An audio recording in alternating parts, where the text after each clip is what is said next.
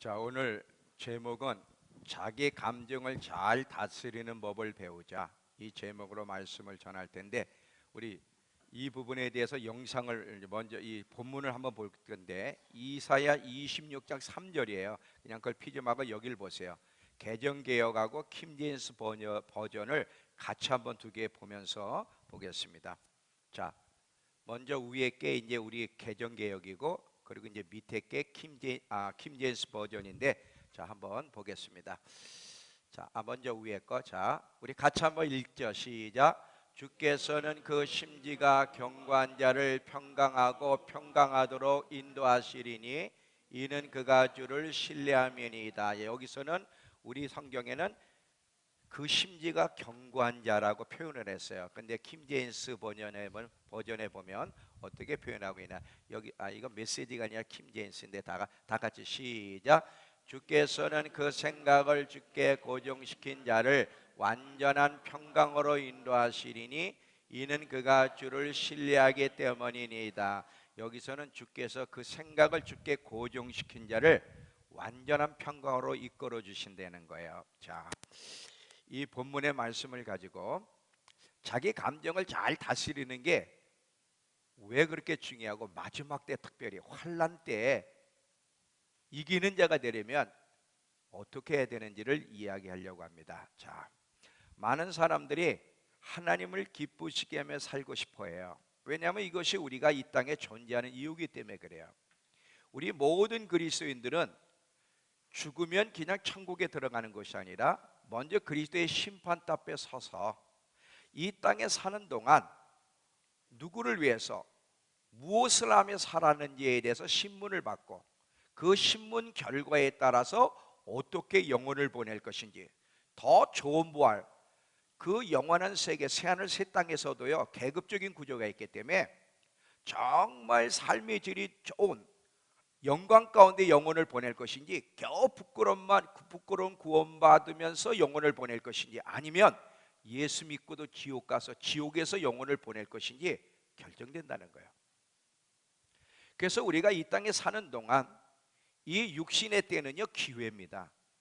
영혼의 때를 잘 준비할 수 있는 기회야.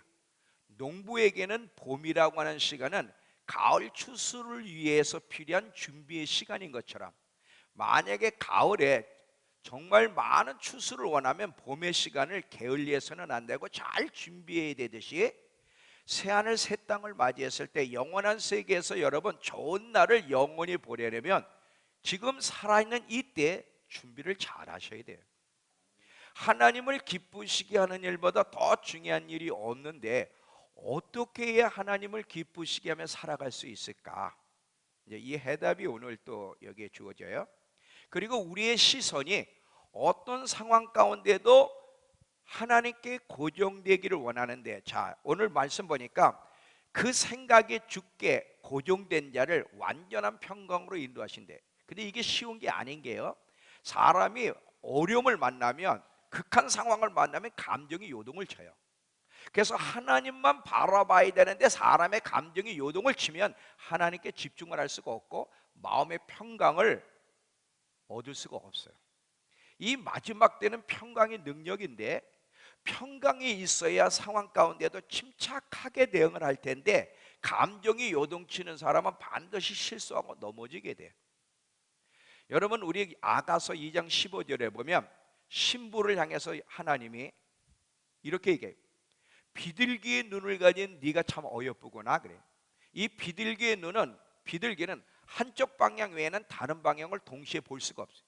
내가 비둘기가 여기를 향해서 가면 이 옆에 무슨 차가 달려와도 옆을 동시에 볼 수가 없는 게 비둘기예요. 신부는, 신랑을 기다리는 신부, 그리스도의 신부는 비둘기같이 주님께만 고정되고 몰두할 수 있는 사람이 진정한 신부예요. 그러면 어떤 상황 속에서도 주님께 우리의 시선이 고정되고 몰두해야 되는데 사실 그렇게 안 된단 말이죠. 왜 그러는 것일까? 자, 또 보세요. 우리 그리스도인들은 너무 작은 일에 쉽게 마음의 평강이 깨지고 감정이 요동을 쳐요. 아주 작은 일에도. 근데 성경을 보면 하나님이 우리에게 말씀하시기를 그리스도의 평강이 너희 마음을 다스리게 하라 그래. 골로새서 가보세요. 골로새서 3장 15절.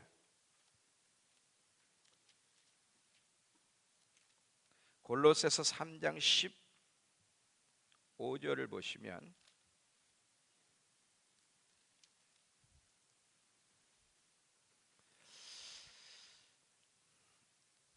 그리스도의 평강이 너희 마음을 주장 다스리게 하라.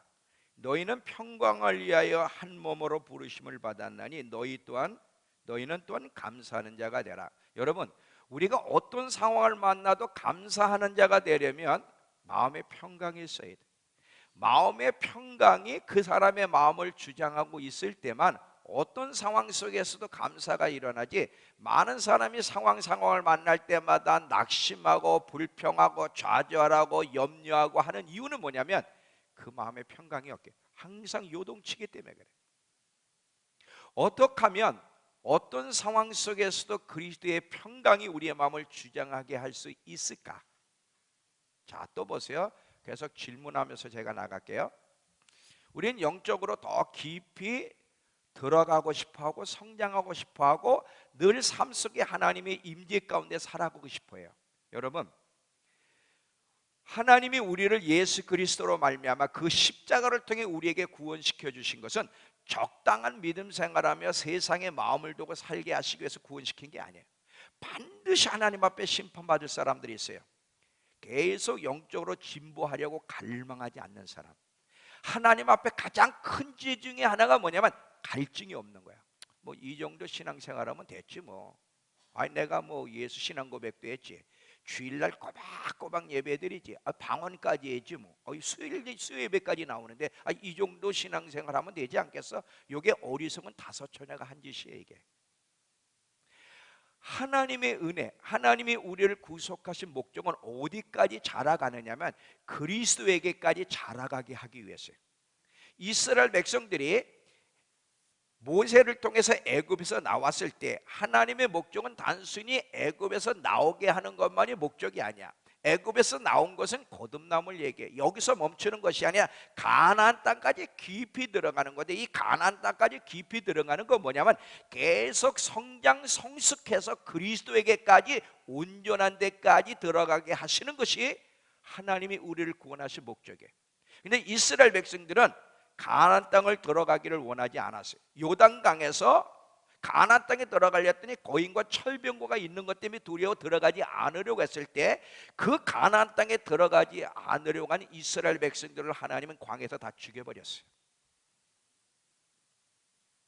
우리 계속해서 영적으로 더 깊이 성장하고 자라가야 되고 항상 하나님의 임재 속에 살아가야 되는데, 이렇게 하려면 어떻게 해야 될까?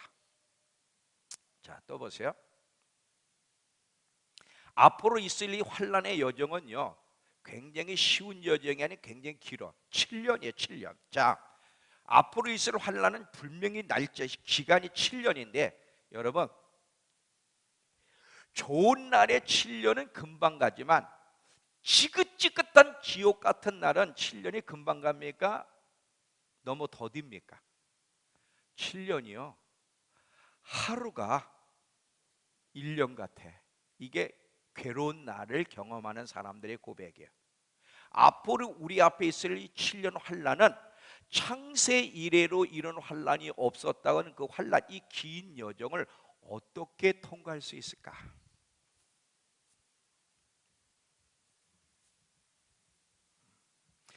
반드시 이기는 자로 서서 이겨서 어떤 상황 속에서도 배도하지 않고 이기는 자가 돼서 주님 앞에 서야 되는데 어떻게 하면 그것이 가능할까? 자, 또 보세요.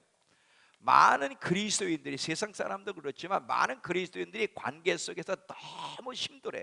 많은 관계 속에 부딪히면서 고통과 상처와 아픔을 경험하고 심지어 실족까지 하게 돼. 근데 마지막 되면 이것이 굉장히 심해진다는 거예요. 자, 마태복음 24장 마태복음 24장 10절부터 13절까지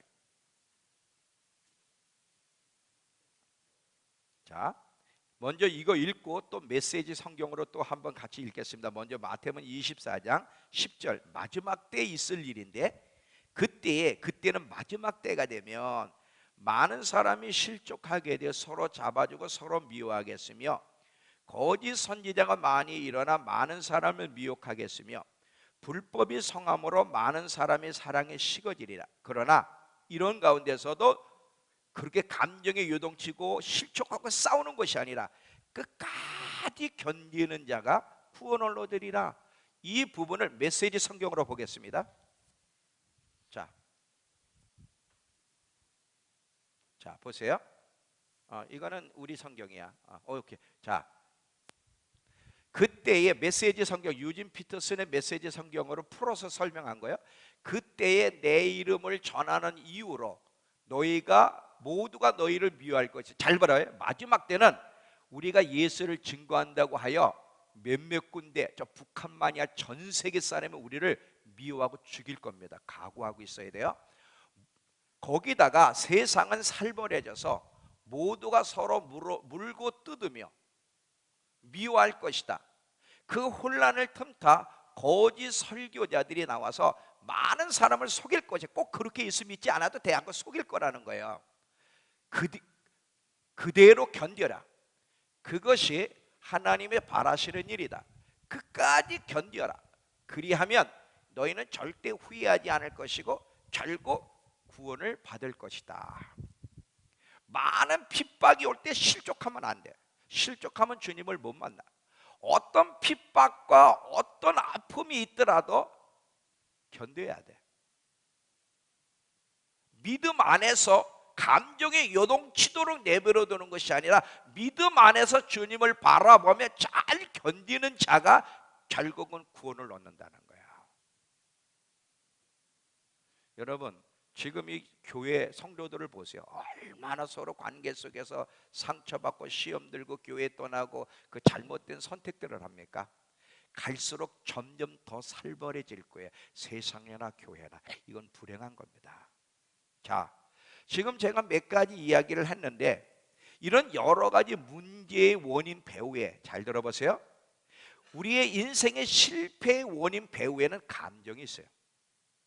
이 감정을 다스리지 못하면 결국은 실패자로 인생을 마칠 수 있고 실패한 그리스도인의 모습으로 주님 앞에 서게 된다는 걸 잊지 마시기 바랍니다. 핵심은 감정에 있어요. 이 환난의 때는 참 어려운 때가 될 텐데, 이 어려운 때에도 싸우는 것이 아니라 실족하는 것이 아니라 감정을 폭발시키는 것이 아니라 주님 편에서 주님의 평강을 가지고 이기는 자가 돼야 되는데, 이렇게 이기는 자로 서려면 자기 감정을 다스리는 법을 배워야 돼. 자, 잘 들으면서 따라오세요. 자기 감정을 다스리는 법을 배우지 못하는 자는 이 환난 때에 넘어질 거예요. 이 넘어짐은 넘어짐으로 끝나지 않아요. 잘 보세요. 이게 어떻게 불행으로 이어지느냐면, 아까 심지가 곧다 그랬잖아요. 자, 심지가 곧지 않은 나무, 심지가 곧은 자는 주께서 평강에서 평강으로 이끄신다 그랬는데, 심지가 곧다 곧지 않는다는 것은 마치 나무를 보면 뿌리가 깊이 내리지 않는 나무가 심지가 곱지 않은 거야. 뿌리를 깊이 내리지 않은 나무는 비바람이나 태풍에 그냥 뿌리가 뽑히고 넘어져 버려. 심지가 곧지 않은 자가 마지막 때 이렇게 된다는 것이죠. 문제는 뭐냐면 우리의 요동치는 감정에, 요동치는 감정을 어떻게 다스리느냐가 우리의 운명을 결정해. 근데 이 감정을 죽일 수는 없어요. 왜냐하면 감정이라고 하는 것은 하나님이 주신 선물이야. 하나님은 우리에게 다양한 감정을 주셨는데, 자, 감정도 좋은 게 있고 나쁜 게 있어요. 기뻐하는 거 감정은 좋은 거예요. 하하하하하 웃는 거 좋은 감정이죠. 사랑하는 자가 죽었을 때 슬퍼하는 감정 좋은 거예요. 근데 이 분노에도 좋은 분노가 있고 나쁜 분노가 있어요. 의로운 분노, 세상적으로 자기 편에서 자기가 볼 때 의로운 분노가 아니라 말씀 편에서 하나님 편에서 진리를 대적하는 자들에게서는 의로운 분노를 품는 것은 좋은 거예요. 근데 자기 감정을 상하게 했다고 분노를 품는 것은 악하고 나쁜 것이죠. 자, 감정은 죽일 수 있는 게 아니에요. 감정은 사람에게 필요한데 문제는 가져야 될 감정과 가져서는 안 될 감정이 있다는 거예요. 긍정적인 거 그리고 도움이 되는 하나님이 기뻐하는 감정들은 마음껏 표현해도 되지만 하나님이 기뻐하지 않는 감정, 부정적이고 나쁜 감정들은 다스리지 않으면 그것이 우리의 운명을 비참하게 만들어요. 그냥 감정을 폭발해서 되는 게 아니에요, 여러분. 이 나쁜 잘못된 감정을 다스리지 못하고 그것의 지배를 받게 되면 엄청난 고통과 손해를 본다고 하는 것을 기억하셔야 돼요. 제가 예를 드릴게요. 잘 들어보세요. 로마서 8장 8절을 가보세요. 로마서 8장 8절에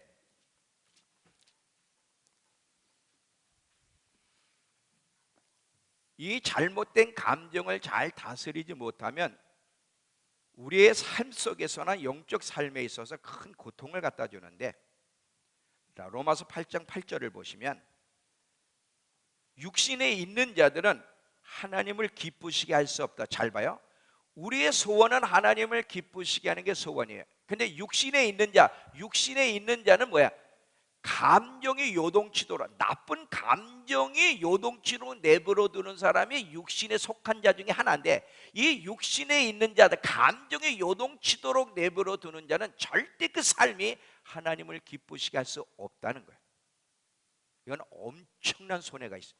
왜 하나님을 기쁘시게 기쁘시게 하지 못하는 것이 우리의 인생을 불행하게 만드냐면, 고린도 후서 가보세요. 고린도 후서 5장. 고린도 후서 5장 9절에서 10절입니다.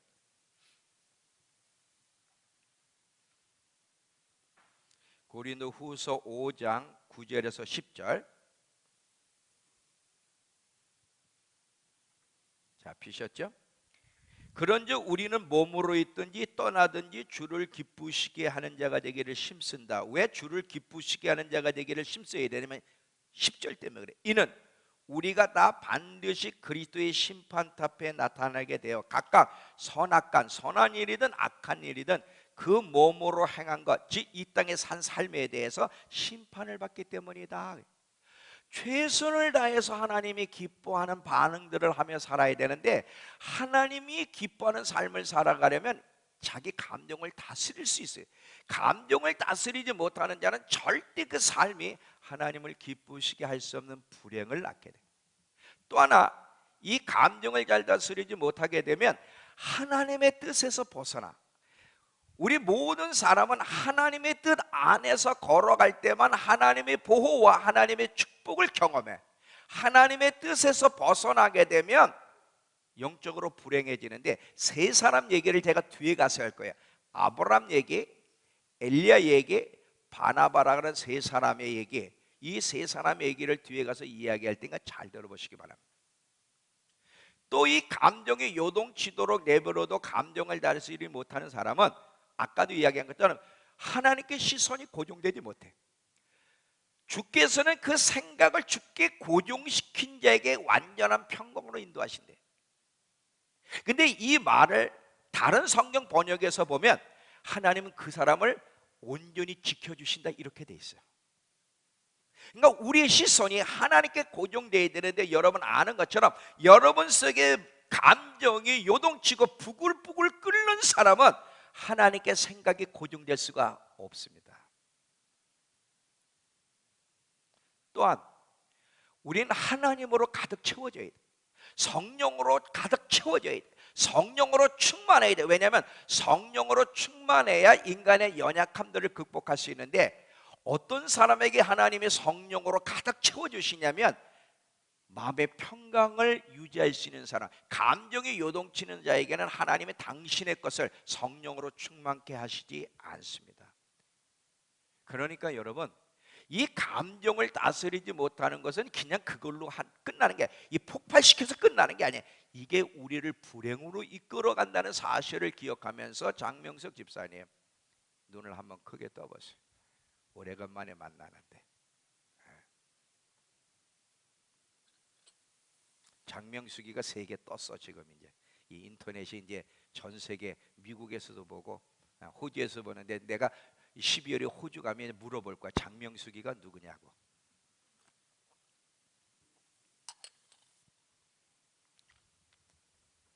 자, 잘 보세요. 여기 제가 성령론에 대해서 말씀을 전할 때 비둘기의 성령이 우리에게 오시는 것이 굉장히 중요하다는 얘기를 했어요. 성령님이 오실 때 보면 다양한 모습으로 표현으로 오세요. 비둘기의 모양으로, 아니면 불의 모양으로, 아니면 기름의 형태로 다양한 모습으로 우리를 채워주시는데, 비둘기의 모습의 성령님이 오시는 게 굉장히 중요해요. 왜냐하면 이 비둘기의 성령이 오시면 우리 내면이 굉장히 부드러워져요. 사람의 마음이 강팍해지고 부드러워지는 건 굉장히 중요해요. 사람의 마음이 여리고 부드러워지면요, 말씀을 듣거나 죄가 깨달아지면 그냥 눈물이 나. 눈물이야. 어떤 사람, 목사님 나는 요즘 왜 눈물이 없는지 모르겠어요. 눈물이 너무나 말라서 눈물이 안 나. 이 왜 그래요? 너무너무 마음이 굳어져 있기 때문에. 사람의 마음이 여리면요 항상 눈물과 함께 살아. 아까 주 예수보다 더 귀한 것은 없네, 이 세상 부귀와 명예와 그 어떤 것과 바꿀 수 없네. 이 노래 부르면 비둘기 성령이 있는 사람은 운다. 왜? 자기가 그렇게 못 사는 게 느껴지기 때문에. 자기 안에는 주 예수보다 귀한 게 너무 많아. 그래서 노래는 부르지만 그렇게 살아가지 못하는 것 때문에 눈물이 나. 근데 눈물이 안 나고 뻔히 노래를 불러. 왜 그럴까? 마음이 부드럽지 않기 때문에 그래요. 어떤 분이 어저께, 이분이 아마 인터넷을 볼 텐데 저한테 전화 왔어요. 목사님, 저 구원받을 수 있을까요? 왜 그러는데요? 그랬더니 예수를 믿는데 기쁨도 없고요, 갈증도 없고요, 변화도 없고요. 저 과연 거듭났고 구원받을 수 있을까요? 자매님은 구원받은 사람이에요. 어떻게 해요? 바로 그거. 내 안에 하나님을 향한 갈망이 없는 거, 하나님에 대한 열정이 없는 거, 변화가 없는 것 때문에 괴로워하고 있다고 하는 것은 당신 안에 성령이 계시기 때문에 그런 괴로움이 있지, 성령이 없는 사람은 이런 영적인 괴로움을 몰라. 돈이 없으면 괴로워하고, 먹고 사는 것이 없을 때, 직장을 잃으면 괴로워할지 모르지만 절대로 주님을 향한 갈증과 목마름이 없는 것 때문에 괴로워하지는 않는다. 이건 성령이 있는 사람만 괴로워하는 건데, 당신이 이런 영적인 괴로움이 있다는 건 당신 안에 성령이 있다는 소리고, 당신은 거듭난 거예요. 걱정하지 말라. 걱정하지 말라 그랬어요.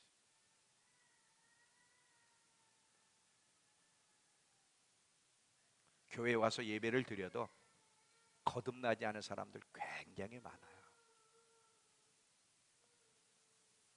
이 비둘기의 성령이 오시면 이 내면이 부드러워지고요, 마음을 깨끗하게 할 수 있어요. 히브리서 12장 14절에 보면 거룩함과 화평함을 쫓지 않으면 주를 볼 수 없다 그래. 내면이 깨끗해지게 되고요, 평강의 지배를 받. 비둘기는 순교를 상징하고 평화를 상징해. 평강이 우리의 마음을 지배하게 돼. 그래서 반드시 비둘기의 성령님이 우리 안에 오셔야 되는데, 근데요, 비둘기의 성령이 오시지 못하는 이유가 뭔지 아세요? 우리 안에 성령을 근심케 하는 죄를 짓게 되면 성령님이 우리 안에 오셔서 당신의 것으로 채워주지 못해. 근데 그분이 우리 안에 오시지 못하는 이유는 뭐냐면, 성령을 근심케 하는 죄들을 짓고 사는데, 그 성령을 근심케 하는 죄 중에 하나가 뭐냐면 감정을 다스리지 못하는 거예요. 아, 여기 오늘 여기 춥나? 왜 이렇게 옷도를 저렇게 뒤집어 쓰고들 있지? 아, 추워요? 그렇구나. 영적으로 얼음장인가 보지? 자, 불이 있어야 되는데 아니야. 그냥 한번 우스갯소리로 한 거야. 자, 여기 보세요.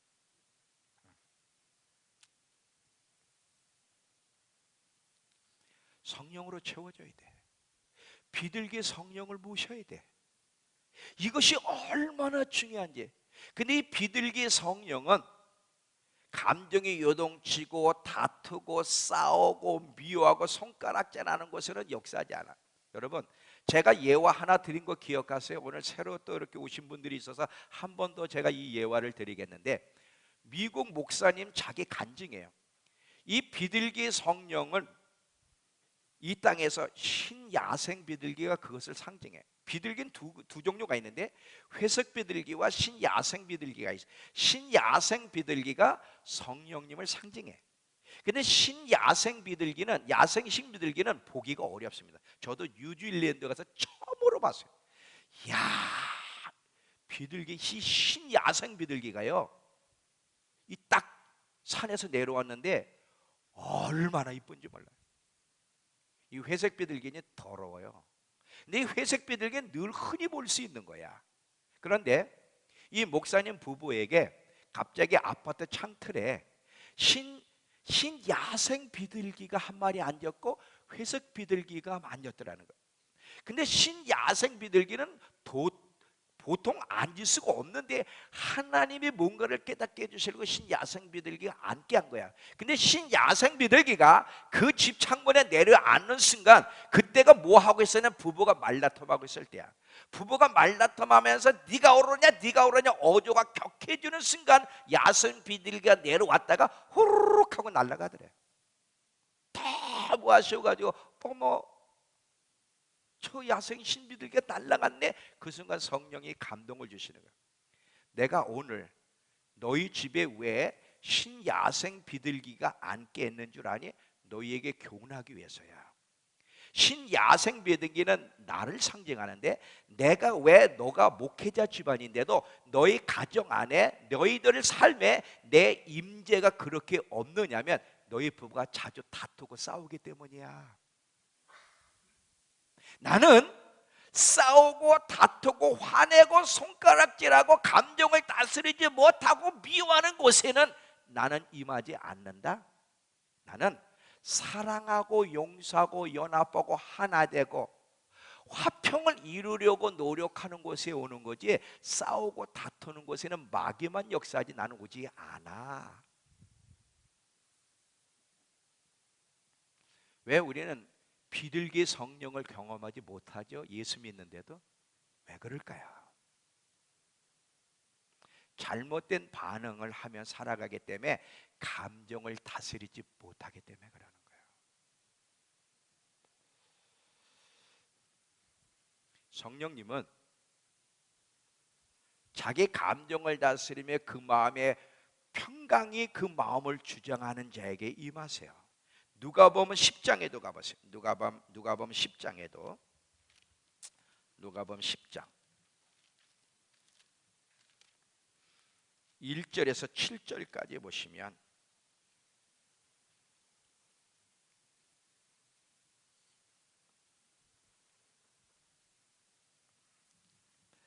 그 후에 주께서 따로 70인을 세우사 친히 가시려는 각 동네와 각 지역으로 둘씩 앞서 보내시며 이르시되 추수할 것은 많되 일꾼이 적으니 그러므로 추수하는 주인에게 청하여 추수할 일꾼들을 보내주소서 하라.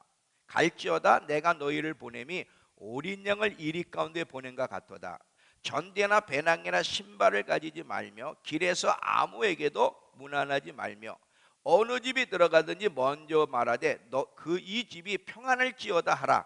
만일 평안을 받을 사람이 거기 있으면, 잘 봐요, 평안을 받을 만한 평화의 아들이 있으면 너희의 평안이 그에게 머물 것이요 그렇지 않으면 너희에게 돌아오리라. 그 집에 유해, 어느 집 평안이 머물 수 있는 그 사람을 만나면 그 집에 유하며 그가 주는 것을 먹고 마시라. 일꾼이 그 삭슬 받는 것이 마땅하니라. 이 집에서 저 집으로 옮기지 마라. 잘 봐요. 지금 예수님이 제자들을 복음을 전하러 제자를 보내는 거예요. 제자를 보내면서 성령님이 이제 함께 하실 건데, 제자를 보내면서 어느 집에 전초기도로 삼으라고 하냐? 아무 집에 들어가지 마라. 평안히 머물 수 있는 평안의 아들이 있으면, 그런 사람을 발견하면 그 집이 유해라. 왜 그럴까요? 성령님은 어떤 곳에 머무냐면 평안히 머물 수 있는 사람 집에 머물기 때문에 그러는 거예요. 아무 집에 가는 게 아니에요. 여러분들이 예수를 믿어도 계속 감정이 요동치고 거친 말을 하고 싸우고 다투고 미워하고, 여긴 절대 성령이 역사하지 않습니다. 절대 역사하지 않아요. 이 성령님이 함께 해주지 않으면 인생이 굉장히 비참해요. 공고하고 괴롭고요. 어저께도 한 분이, 목사님, 나는 왜 예수를 믿는데 기쁨도 없고 이렇게 공고하고 평강이 없죠? 만족이 없어요. 이유가 있습니다. 당신이 성령을 근심케 하는 죄 때문에 그래요. 우선순위를 똑바로 해야 돼. 우상숭배하는 것 때문에 그래요.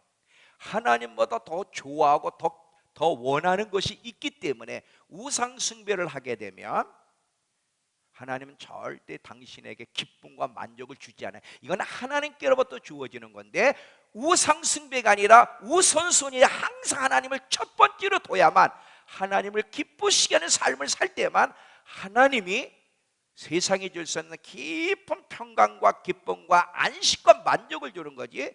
예수를 믿으면서도 우상숭배에 굴레 빠져 있고 우선순위가 하나님이 아니고 하나님이 기뻐하는 삶을 살아가지 않으면 당신 안식이 없어요. 그래서 안식이 없어요.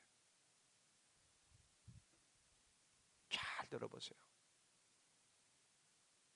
이 감정을 다스리는 게 얼마나 중요해요. 자기 감정을 다스리지 못하는 자는 하나님의 임재와 축복과 평강과 안식을 얻을 수가 없고 하나님 앞에 온전히 쓰임받을 수가 없어요. 자, 사울 왕을 보면, 여러분, 이 사울 왕 아시죠? 이스라엘의 초대 사울 왕. 사울 왕은 누가 뽑았냐면 하나님이 선택해 주셨어요. 백성이 원해가지고 하나님이 선택하셨는데 사울 왕을 선택했어요. 근데 나중에 다윗이라고 하는 젊은이가 등장했는데, 이 다윗이 전쟁에 이길 때마다 백성이 다윗을 더 많이 칭찬하네. 만만을 여기다 돌리고 사울은 천천을 돌렸어요. 그러니까 다윗이 더 인정받고 주목받으니까 사울의 마음에 감동이 요동치는 거예요. 시기 질투가 일어나면, 아니 이거 이러다가 나라 다윗에게 뺏기는 거 아니야? 잠을 이루지 못하는 거예요. 이 요동치는 감정에 붙잡혀가지고 잠을 이루지 못하, 결국은 어떤 발상까지 저거 죽여버려야지, 이렇게 나오는 거예요. 잘 보세요. 사람의 감정을 다스리지 못하면 이 사람의 감정은 말에 영향을 미치고 행동에 영향을 미치고 생각에 영향을 미치고 선택에 영향을 미치는데, 나쁜 감정의 지배를 받으면 이 모든 것들이 하나님이 기뻐하지 않는 반응을 하게 되고, 그렇게 되면 불행한 운명을 만나는 거야. 이 사울 왕이 요동치는 감정을 다스리지 못하고 여기서 자기가 이기는 자가 돼야 되는, 이기지 못하고 감정의 지배를 받으니까 어떻게? 하나님이 사울을 피하셔. 그리고 다윗을 선택하십니다. 이 사울이라고 하는 사람이 과연 지금 어디가 있을까요? 그리고 좋은 날을 영원히 만나고 있을까요? 아니오시다. 아니오시다. 너무너무 안타까운 건요, 세상 사람들은, 제가 세상 사람들을 제가 얘기하잖아요. 여기 이제 크리스찬들만 있으니까, 이 크리스찬들이요, 많은 경우 자기 감정을 다스리지 못해서 감정에 쉽게 영향을 받거나 요동치고 감정의 지배를 받으며 살아가는 그리스도인들이 너무나 많아. 그래서 말도 거칠고 행동도 거칠고 선택도 하나님이 기뻐하지 않는 선택들을 해. 그래서 얼마나 환난을 경험하고 불행한 운명을 경험하게 되는지. 자, 성경을 봅시다. 잠언서 13장 3절. 잠언서 13장 3절. 입을 지키는 자는 자기의 생명을 보존하나 입술을 크게 벌리는 자에게는 멸망이 온다. 자, 입을 지킨다는 게 뭐예요? 감정을 다스리는 자는 말이 거칠진 않아요. 근데 감정을 다스리지 못하는 입을 크게 벌려 막 말을 해. 입을 지키는 자는 생명을 보존하나. 여러분, 이 감정을 다스리지 못해서 말을 함부로 하고 선택과 행동을 함부로 하게 되면 관계도 어려워지고 성령을 근심케 하고 영적 생명이 빠져나가게 돼. 불행한 일을 만나는 거예요. 여러분, 화가 났을 때는 말하지 마세요. 사람이 막 화가 났을 때, 감정이 요동칠 때는 거의 다가 나쁜 말을 해. 근데 이게 말은 말로 끝나는 게 아니에요. 말은 반드시 부메랑에 대해서 자기를 찾아옵니다. 여러분, 부메랑이라는 거 알죠? 확 던지면 쫙 갔다가 다시 자기한테 돌아오듯이 말은 말로 끝나는 게 아니고 그 말은, 내 선택은 내게 좋은 결과든 나쁜 결과든 반드시 결과를 만들어내요. 그래서 말 조심하라는 거예요. 잠언서 14장 30절, 잠언서 14장 30절. 이 감정은요, 사람 몸까지 망쳐요. 자, 14장 30절을 보시면, 평안한 마음은 육신의 생명이나 몸을 튼튼하게 하지만 시기는 뼈를 썩게 한다. 그럴 때 여기 시기란 말이 다른 성경에 보면 감정을 주체하지 못하는 자는 뼈를 썩게 한다.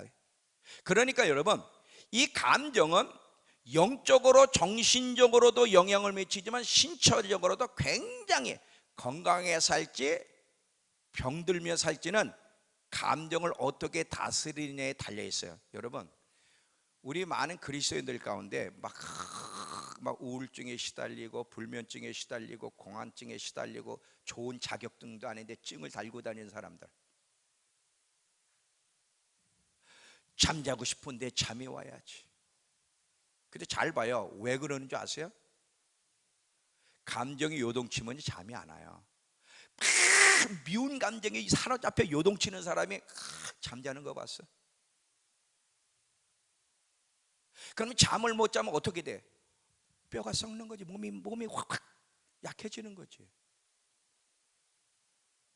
이 감정을 다스리지 못하는 것은 영적으로, 정신적으로, 육신적으로 그 사람을 피폐케 만들어. 이만큼 무서운 거야. 근데도 그냥 막 감정이 폭발하도 내버려둬. 지금 이게 가장 큰 문제죠. 자, 이 감정을 다스리지 못해서 불행한 일을 만난 위대한 영웅들에 대해서 얘기할게요. 이 감정이 어떻게 하나님의 사람들까지, 위대한 영웅들까지 어려움을 겪게 했는지. 자, 잘 봐요. 아브라함입니다. 아브라함 먼저. 여러분, 아브라함을 잘 보면 하나님이 아브라함에게 내 본토 친척 아비 집을 떠나 내가 내게 지시할 땅으로 가라 그랬어요. 근데 이 아브라함에 가라 그런 게 어디냐면 가나안 땅이에요. 가나안 땅에 가야 되는데 여러분 아시는 것처럼 하란에 머물러서 데라 아버지가 죽을 때까지 하란에 머물러요. 그래서 여기서 머물다가 데라가 죽음에 다시 하나님이 말씀하셔서 떠날 때, 이게 창세기 12장 4절이야. 하란을 떠날 때가 나이 75세라는 거야. 말씀을 따라. 이게 왜 중요하냐면 여러분, 세월에 대한 이야기 제가 설계한 거 기억하세요? 하나님은 우리 심판 때 쓸 때 우리의 세월을 가지고 하나님 앞에 계산하는 거야. 세월은 두 가지가 있어요. 육적 세월과 영적 세월이에요. 다시 말하면 육적 나이와 영적 나이야. 하나님 앞에 계산할 때 하나님 앞에 칭찬받으려면 영적 나이가 많아야 돼. 육적 나이가 많은 건 못된 짓을 하며 산 세월이야. 사실은요, 하나님 앞에서. 영적 나이는 하나님 앞에 올바르게 반응한 나이야. 근데 영적 나이는 언제부터 시작되냐면 거듭난 이후서부터 영적 나이가 시작이 되는 거야. 그러니까 영적 나이가 얼마나 많으냐가 하나님 앞에서 좋은 날을 만날지 못 만날지 결정되는 거야. 자, 제가 이제 제 나이가 60이 다 됐어요. 21살 때 예수님을 만났어요. 그러면 약 40년이, 제 나이는 이제 60이지만 영적 나이는 21살 때 예수님을 만났으니까 지금 영적 나이가 40이 돼야 되는데 영적 나이가 40이 된 사람은 거의 없습니다. 언제 나이들을 잃어버리냐면 하나님의 말씀을 듣고도 순종하지 않거나 하나님의 뜻에서 벗어나거나 우상 숭배하며 하나님이 기뻐하지 않는 행동들을 하게 되면 이 나이가 계산이 안 돼. 시간이 움직이다 딱 서버려. 시험 들어가지고 교회 안 나온 사람들이 있어. 방학한 사람들. 그게 몇 년이든 그러면 시계가 서버려. 우상 숭배하는 자에게도 시간이 서버려. 영적 나이가 움직이지 않아요. 회개하고 하나님의 뜻 안에 걸어갈 때 영적 나이가, 아브라함은요 요때의 세월을 잃어버립니다. 이때의 세월 13년의 세월을 잃어버려요. 13년의 세월을 하나님 앞에 잃어버리는 책망을 받아요. 그러면 아브라함이 천국 못 갔냐? 아니죠. 천국에 갔고 하나님이 귀하게 사용한 사람이지만 인생 속에 하나님 앞에 징계를 받은 부분이 있어요. 왜냐? 이 애정 때문에 하나님의 뜻을 거스를 수 있다는 건데, 이거는 이제 뒤에 가서 제가 좀 더 얘기할까요?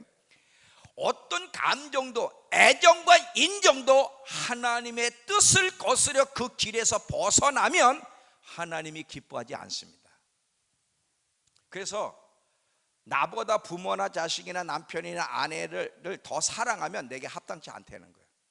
하나님의 뜻이 전달되는데, 하나님의 뜻대로 살려는데 가정 때문에 하나님의 뜻을 이루지 못하고 뜻에서 벗어나면 그건 하나님이 기뻐하지 않아요.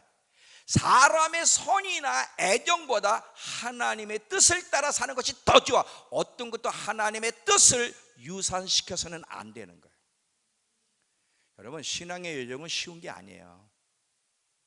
예수를 믿는다는 게 예수 그냥 단순히 고백만 하면 끝나는 게 아니라, 이제 예수를 믿은 이후에 하나님의 뜻을 따라 살아가는 여정은 굉장히 버릴 것도 많고 알아야 되고 고칠 것도 많고 여정이 참 어려워. 그래서 좁은 길이에요. 엘리야가, 여러분 갈멜살 전투 아시죠? 갈멜살 전투에서 승리했잖아요. 이러고 딱 사마리아 성 가는데 이세벨이라는 아합의 부인이 이를 뜯고, 너 죽었어. 너 내 선지자 다 죽였지. 너 뼈다구까지 부러뜨릴 거야. 이 이세벨의 여인이 살기 등등에 기다리고 있을 때 엘리야가 두려워서 낙심에 빠져가지고 호렙산으로 도망가는데, 로뎀 나무 앞에서 하나님 앞에 뭐라고 고백하는지 보세요. 열왕기상 19장 4절. 열왕기상 19장 4절.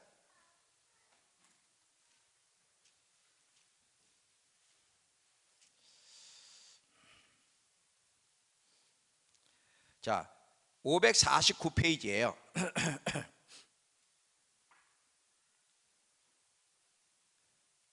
자, 자기 자신은 광야로 들어가 하룻길을 가서 한 로뎀나무 아래에 앉아서 자기가 죽기를 원하여 이르되, 여호와의 넉넉하오니 지금 내 생명을 거두소서.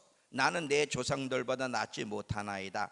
자, 너무 낙심에, 감정에 요동치는 그 감정을 컨트롤을 못하는 거예요. 너무 낙심과 두려움 속에 절망에 빠져가지고 하나님께 뭐라고 해서는 안 될 말은 뭐래? 하나님, 나 죽여주세요. 나 더 이상 살고 싶지 않습니다. 여러분, 죽여주셔야 한다고 하나님이 금방 죽여주시면 이 땅에 살 사람은 없죠. 참, 그런데 하나님이 그런 말을 하는 것을 이해를 해주세요. 인간이 연약하기 때문에 절박, 이런 절망 가운데서는요, 이런 말도 할 수가 있죠. 해서는 안 되지만, 근데 이 말을 자꾸 하면 안 된다. 그래도 한 번만 해야지. 계속 죽여주세요, 죽여주세요. 그러면요 진짜 하나님 데려가. 이것 때문에 엘리야가 호렙산에 가서 주님을 만나지만 하나님 뭐란 선고가 떨어지나? 너의 쥐기를 엘리사에게 주고 내게 오라. 이걸로 끝나는 거예요. 자, 잘 봐요. 모세를 얘기할게. 모세. 자, 여러분, 하나님이 모세를 통해서 이스라엘 백성을 애굽에서 이끌어내셔서 가나안을 향해 전진하는 거야. 가나안을 향해 전진하는데 모세가 가나안 땅에 들어갔습니까? 못 들어갔습니까? 한번 소리 좀 내주세요. 이 전라도에서는요 이렇게만 얘기하면 탁 뭐 그냥 뭐 아멘 이러는데, 충청도는요 말을 안 해. 자, 못 돌아갔죠? 가나안에 못 돌아갔어요. 왜 못 돌아갔어요? 민수기 20장에 보니까 반성을 향해 명하라는 걸 쳤잖아요. 자, 이스라엘 사람들이 계속 어려울 때마다 불평받아, 물이 없다고 원망하고 먹을 양식이 없다고 40년을 모세를 괴롭힌 거야. 모세도 지쳤어. 근데 또 물이 없다고 또 원망을 하는데, 이때 모세가요 감정이 폭발해서, 이제 성경을 볼 겁니다. 감정이 폭발해서 반석을 명하라는 명령을, 반석을 쳐버려. 이놈의 새끼들. 감정이 폭발해 행동한 것 때문에 가나안에 못 들어갔어요. 잘 봐요. 하나님이 모세에게 원했던, 모세에게서 하나님이 더 중요하게 여기신 것이 뭘까? 가나안에 들어가는 거? 아니에요. 물론 하나님이 모세를 통해서 이스라엘 백성을 가나안에 이끌기를 원하셨지만, 하나님이 모세에게서 더 원하셨던 것은 가나안이 아니라 그 사람 안에서 그리스도의 형상, 하나님의 성품이 이루어지는 거예요. 왜 그러냐면, 잘 봐요. 하나님 나라의 지도자와 이 세상 나라 지도자는요 하늘과 땅 차이에요. 하나님 나라의 지도자로 선택된 사람은 하나님의 인격을 가지고 있어야 돼요. 모세도 그랬죠, 다윗도 그랬죠, 요셉도 그랬죠. 그들의 광야 인생은 하나님의 이야기야. 어떻게 하나님이 그 백성의 지도자를 세울 때 어떻게 훈련시켜서 하나님의 성품을 가진 지도자를 만들어 쓰시는지 이야기가 다윗의 이야기고 요셉의 이야기야. 세상의 지도자는요 인격과 상관이 없어요. 겉멋을 쓰고 능력만 있으면 세상 지도자는 돼. 하나님 나라의 지도자는 겉멋을수로 되는 것도 아니고 능력이 있다고 되는 게 아니라 주님의 성품을 닮아야 돼. 왜? 능력은 하나님이 가지고 계신 거기 때문에. 그래서 모세를 향해 성경에 꼭 이야기할 때는 모세를 봐라, 홍해를 갈른 사람이야, 이런 얘기 안 해요. 모세를 봐라, 얼마나 능력이 있는 자냐, 이런 얘기 안 해요. 모세를 얘기할 때마다 꼭 모세를 봐라, 지면에서 가장 온유한 자인데 이런 사람이 있느냐? 없다는 거예요. 자, 민수기 12장 가보세요. 민수기 12장 3절을 보세요. 모세가 구스 여자를 아내로 취한 것 때문에 미리암과 아론이 비방해. 이 문제에 대해서 주님이 어떻게 해결하는가 보세요. 너희 3인은 내 앞에 나와라 하시면서 모세를 어떻게 대변하는가. 12장 3절. 민수기 12장 3절. 이 사람 모세는 온유함이 지면의 모든 사람보다 더하도다. 모세를 이야기할 때 모세의 능력을 얘기하는 게 아니라 모세의 탁월함을 얘기하는 것이 아니라 모세의 인격. 모세는 이 세상 어떤 사람보다도 나를 가장 많이 닮은 사람이야. 그러면 여기서 뭘 얘기해? 하나님이 모세를 선택하신 궁극적 목적은 하나님의 성품을 닮은 사람 만들어가는 거예요. 그런데 이 모세가 계속 하나님 앞에 연단받다가 감정을 폭발시켜요. 아까 반성을 명하라는 것을 쳤잖아요. 이것 때문에 가나안에 못 돌아가는데, 이것을 성경을 보겠습니다. 시편 106편. 이 사건에 대해서 시편은 어떻게 표현하고 있는지 시편 106편 32절에서 33절.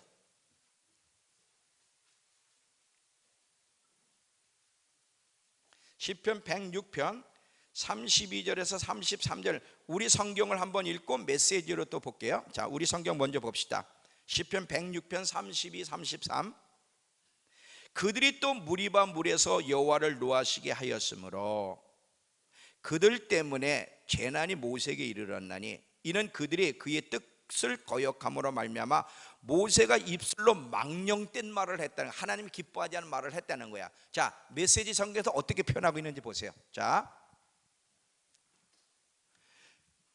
그들은 무리바 샘에서 다시 하나님을 진노케 했고, 이번에는 모세까지 그들의 악행에 말려들었다.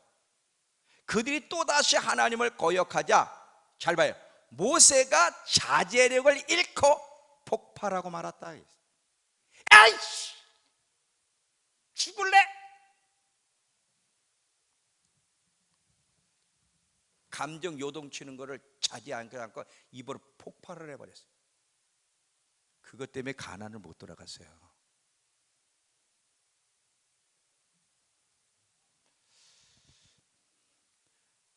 여러분, 저와 여러분은 감정을 폭발시키는 사람입니까? 감정을 다스리는 사람입니까?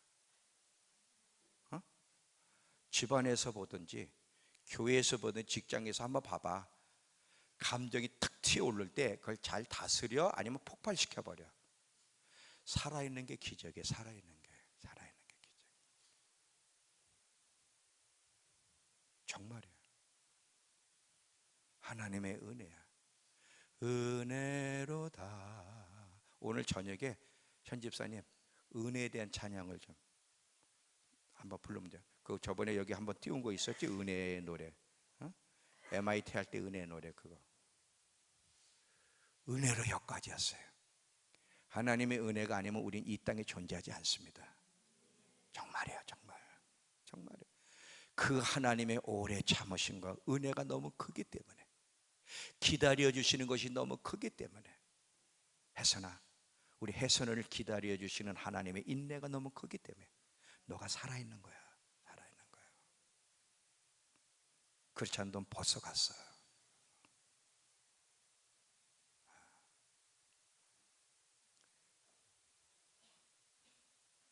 예찬아, 알겠니? 무슨 말인지 이해가 돼? 자, 또 보세요. 이 바나바 아까 얘기했죠? 자,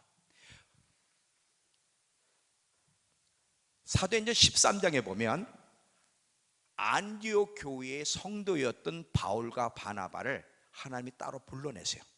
따로 불러내셔가지고 사도로 임명을 해요. 13장 이제 2절 보면 사도로 임명해서 둘을 보내. 이제 복음 전도에. 그래서 1차 쭉 복음 전도하다가 돌아왔어. 돌아온 다음에 다시 2차 전도 여행을 할 때 둘이 다투는 거예요. 뭐 때문에 다투냐면 바나바는 마가를 데려가자는 거야. 근데 마가가 1차 전도 여행에 힘들다고 다시 돌아갔어. 중도에 돌아갔기 때문에 바울은 별로 마음에 들지 않지만 바나바는 자꾸 2차 전도 여행도 마가를 데려가자는 거야. 바울은 아니야, 이 사람은 아니다, 이 사람은 안 돼. 굳이 우기면서 마가를 데려가야 된다고 우기면서 둘이 다투고 바나바가 마가를 데리고 떠났어요. 근데 여러분 성경에 보면 15장까지 바울과 바나바가 둘이 두 사도 계속 나오다가 16장에 가서는 바나바가 없습니다. 바울 하나만 나와. 그러면 16장 이후부터는 바나바가 없고 바울만 나온다는 것은 바나바가 잘못된 선택을 했다는 거예요? 안 했다는 거예요? 잘못된 선택을 했다는 거예요. 잘 봐요. 하나님의 뜻과 길에서 바나바가 이탈해서 딴 데로 간 거야. 뭐 때문에? 감정 때문에, 인정과 애정 때문에. 마가에 대한 애정이 너무 컸던 거야. 꼭 마가를 데려가고 싶은 거야. 그래서 마가를 데려가자는 것 때문에 싸우다가 바울이 말을 안 들어주니까 지가 마가를 데리고 복음은 전했어요. 천국은 갔지만 여기서 하나님의 두 사람을 통해 이루시려는 하나님의 뜻을 유산시킨 거에 대해서는 대가를 받는 거예요. 그 이후에 바나바는 성경에 없어요. 여러분, 사람의 그 감정을 잘 컨트롤하고 아무리 자기가 볼 때 선하고 인정, 애정이 커도 하나님의 뜻을 거스리면서까지 하게 되면 하나님이 기뻐하지 않아요. 아시겠어요? 바나바는 그걸로 끝나는 거예요. 정말 믿음 생활 잘해야 된다. 화가 났을 때, 누구하고 관계 속에서 시험 들고 부딪혔을 때 그때 말도 조심하고 생각도 조심하고 행동도 조심해야 돼. 보통 사람이 딱 시험이 들면요, 그 나오는 생각은 건전하지 못해. 근데 이제 생각을 하거든. 그때 빨리 감정을 딱 다스리고 하나님께 생각을 고정시키면 좋은데 안 돼.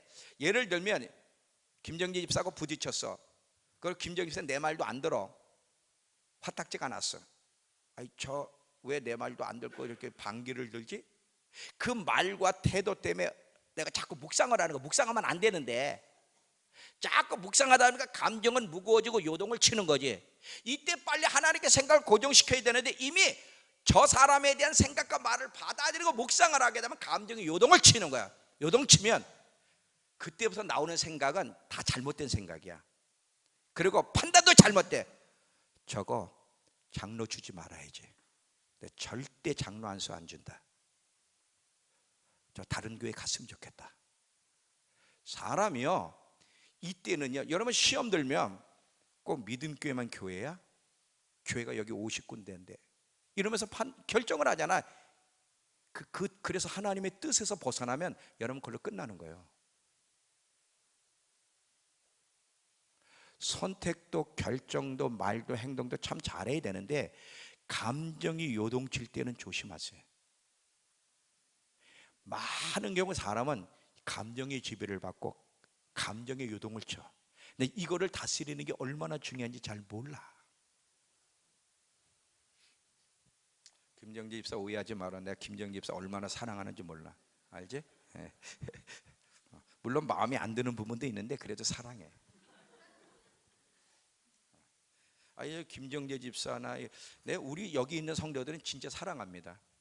이런 성도들을 어디서 얻어? 우리 성도들 한 구성을 보면 너무 보배로워. 오히려 우리 집사람하고도 가끔 그런 얘기할 때 있어. 여보, 우리보다 나아. 우리가 하는 모습 보면 우리 성도들이 훨씬 낫대. 맞아. 이렇게 요소 보면 이런 성도들을 어디서 만날 수 있을까? 한 분 한 분이 진짜 귀하다 이거지. 정말. 그러나 마지막까지 잘 가야 돼. 감정이 요동쳐서 잘못된 선택을 하면 안 돼. 끝까지 감정을 다스리며 하나님 뜻 안에서 걸어가는 것이 얼마나 중요한지를 여러분이 하나씩 배워가면서 마지막까지, 특별히 이 감정을 지금 잘 다스려야 될 것이 뭐냐면, 지금도 중요하지만 환난 때 가서 결정돼. 이게 환난의 때에 들어가면 적그리스도와 거짓 선지자라는 이 두 짐승이 등장해서 모든 사람들 몸에 칩을 받게 해. 칩을 받게 해서 칩을 안 맞는 사람들은 매매 먹고 살 수도 없게 경제적인 불이익 압박을 주고, 그리고 감옥에도 집어넣고 죽이기까지 할 때, 이런 엄청난 상황 속에서 그럼에도 불구하고 감정이 요동쳐서 흥분하고 잘못된 선택을 하는 거냐, 그때도 침착한 가도 평강의 그 마음을 다스리게 하여 감옥에 가도 순교 현장 속에서는 하나님께만 고종이 돼야 되는데, 지금부터 감정을 다스리는 법을 배우지 않으면, 요 작은 상황 속에서 감정 컨트롤을 못하면 그 어마어마한 환난의 때는요, 감정 다스리지 못하고 그래서 배도하는 거예요. 그래서 먹고 살기 위해서 배도하는 거예요. 잘 봐요. 이 자기 감정을 다스리는 게 얼마나 중요하냐면, 스데반이 돌로 맞을 때, 스데반이 복음 전하는 것 때문에 돌로 칠 때 스데반이 흥분했어요, 안 했어요? 요동을 쳤어요, 안 해요? 사도행전에 보니까 침착한 가운데 돌로 치는데도, 잘 봐요, 얼마나 평강이 이 평강의 능력이라는 걸 잘 봐요. 하늘을 보니까 예수님이 서 계신 거예요. 그 자기의 영혼을 받기 위해서 예수님이 서 계신 거예요. 그러면서 뭐라고 기도하냐면, 막 흥분해서 거친 말이 나오는 게 아니라 침착한 평강의 다스림을 받는 스데반이, 하나님, 저들의 죄를 용서하옵소서. 저들은 저들이 하는 일을 알지 뭐.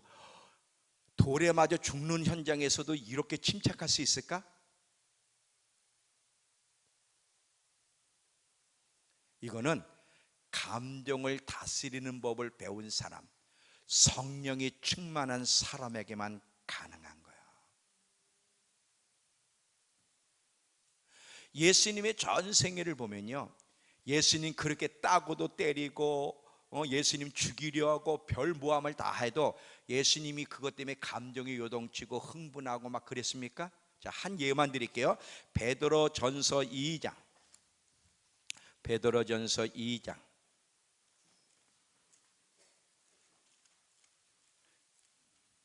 19절서부터 23절까지 읽어보면요,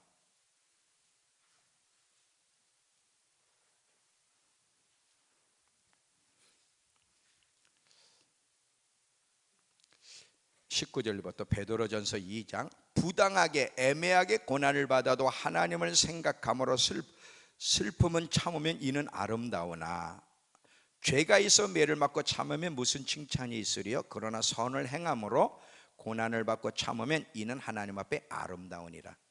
이를 위하여 너희가 부르심을 받았으니 그리스도도 너희를 위하여 고난을 받으사 너희에게 본을 그쳐 그 자취를 따라오게 하려 하셨느니라. 그는 죄를 범하지 아니하시고 입에 거짓도 없으시며 욕을 당하시되 맞대어 욕하지 아니하시고 고난을 당하시되 위협하지 아니하시고 오직 공의로 심판하는 이에게 부탁하면서 침착하게 대응하셨다는 거예요.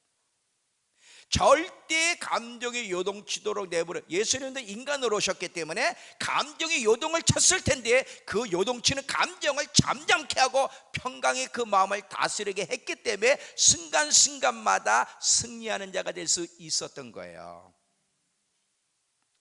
오늘 본문의 말씀에 보면 심지가 견고한 자를 평강과 평강으로 인도하신다는데 심지가 견고한 자가 누굽니까? 감정을 다스릴 수 있는 자. 그러면 심지가 견고하지 못한 자는 뭐야? 감정을 다스리지 못하고 요동치도록 내버려 두는 자. 감정을 잘 다스리는 심지가 견고한 자는 하나님이 붙잡아 주시고 보호하시고 승리하도록 이끌어 주실 거지만 감정이 요동치는 걸 내버려 두는 자는 어려움을 만날 거예요.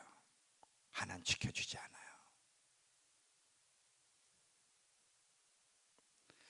릭 조이너라고 하는 그 하나님의 사람에게 하나님이 이런 말을 하셔서 잘 들어보세요. 사람들이 너에게 무슨 말을 하든 어떻게 대하든 개의치 마라.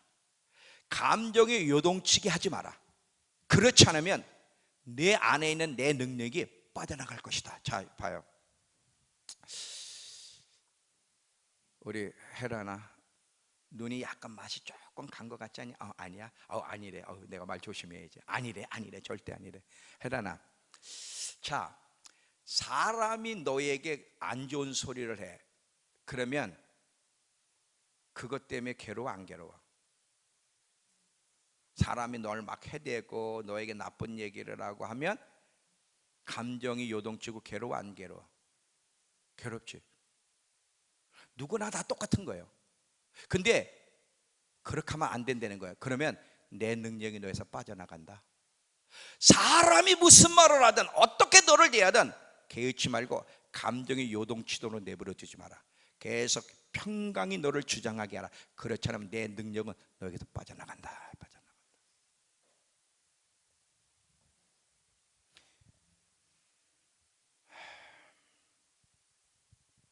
마지막 때는 잘 봐요. 마지막 때는 사단이 감정을 엄청 공격하는 시대가 될 거예요.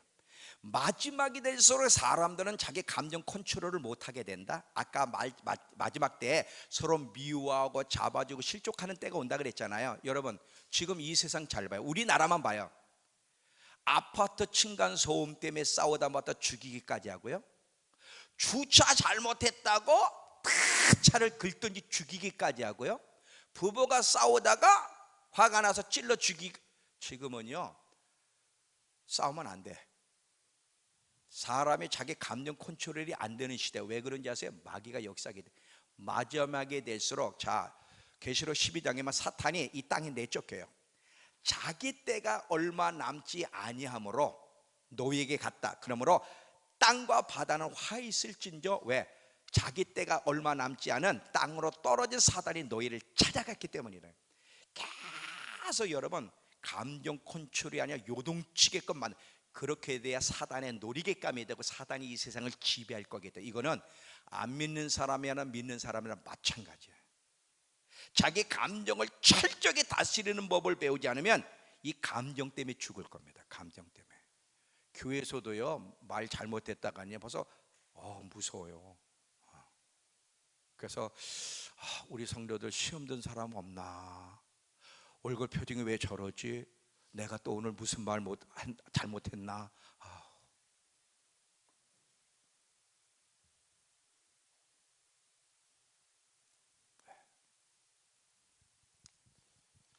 이해는 되세요? 자 이제 결론으로 갈게요. 감정을 다스리는 훈련을 해라. 감정을 다스리는 훈련을 지금부터 하는 것이 마지막 때를 대비하는 길이고 이기는 자로 주님 앞에 서는 길이고 복 있는 사람이에요. 감정을 다스리지 못하고 감정의 지배를 받아서 감정에 따라 말을 하고 행동하고 선택하는 사람은 화가 있을지어다. 자, 이제 결론이에요. 그러면 어떻게 감정을 다스릴 수 있는지를 얘기하고 마칠게요. 자, 첫 번째, 감정을 잘 다스리려면 성령이 충만해야 돼. 갈라디아서 5장 16절 17절 보세요. 갈라디아서 5장 16절 17절. 갈라디아서 5장 16절 17절. 308페이지.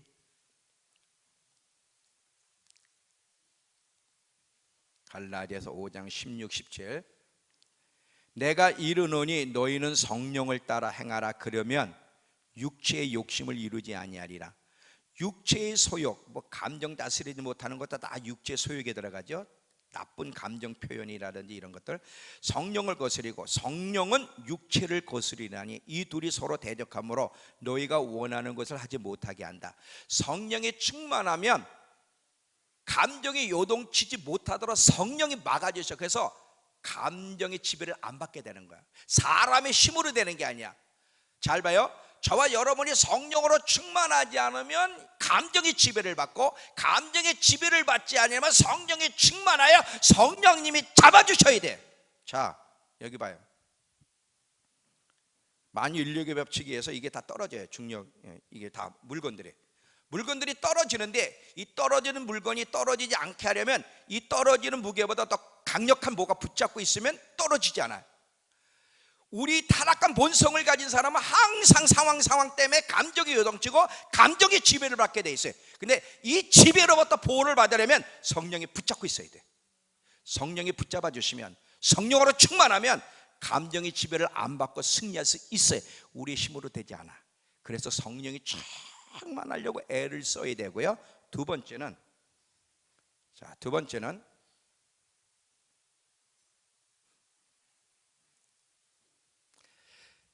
말씀의 검을 가지고 있어야 돼요. 두 번째, 자, 요 하나만 하고 마칠게요. 말씀의 검. 이 요동치는 감정을 다스리려면 말씀의 검이 있어야 돼. 이 말씀의 검. 자, 이게 왜 중요하냐? 잘 보세요. 여러분 두더지 게임 보셨습니까? 못 보셨으면 오늘 이렇게 집에 가다가 두더지 있는 거 한번 보고 돈 놓고 해보세요. 500원 1000원 넣으면 두더지가 나오잖아. 뿅뿅뿅뿅. 이럴 때마다 망치로 딱 치면 아야 그거 딱 들어가잖아. 그것도 재밌어요. 아야 그럼 뿅 또 나와. 딱 치면 아야 그거 또 들어가. 두더지가 나올 때마다 망치로 쳐서 집어넣잖아요. 우리 안에 감정의 요소에서 뭔가가 나쁜 감정이 일어날 때 망치로 두들겨서 내려앉게 만들어야 되는데, 그 망치 역할이 뭐예요? 말씀의 말씀, 하나님 말씀. 잘 들어봐요. 예수님을 보면 항상 입에서는 검이 나온다 그래. 계시록에 말씀이야. 말씀의 검으로 항상 주님은 이겼어요. 이 우리 안에 나쁜 감정이 막 올라올 때마다 말씀이 있으면, 말씀이 있는 자는 그 말씀의 망치로 때려서 눌러앉게 할 수 있는데, 말씀이 없는 자는 그 일어나는 감정을 때릴 도구, 무기가 없기 때문에 감정의 지배를 받게 돼. 잘 봐요. 야고보서에 보면 성내는 것이 하나님의 의를 이루지 못한다고 하는 야고보서 1장이 있어요. 근데 이 말씀을 딱 암송하고 있었어. 감정이 막 일어나 폭발하려고 하는데 갑자기 성내는 것은 하나님의 의를 이루지 못한다. 노하기를 도지하는 자는 용사보다 낫고 성을 빼앗는 자보다 더 낫다. 이 말이 딱 떠오르면 그 말씀을 딱 눌러버릴 수 있는데, 감정이 확 일어나는데 머리가 비었어. 말씀이 없어. 그러면 어떻게 돼? 말씀으로 때려잡아야 되는데 말씀이 없다 보니까 감정이 이끌려 폭발을 하는 거지. 잘 봐요. 말씀 암송이 여러분 얼마나 중요한지 아세요? 우리 지금 이거 말씀 암송하잖아요. 여러분이 말씀 암송하는 사람과 안 하는 사람이 지금은 몰라. 전쟁이 일어날 때 보면 알아. 영적 전쟁. 여러분이 상황을 만나지 마지막 때 진가가 드러날 텐데, 이 말씀 암송은요 마치 군인에게는 총과 총알이 있어야 돼. 이게 전쟁에 이길 수 있는 무기야. 우리 그리스도인들에게서는 말씀이 무기야.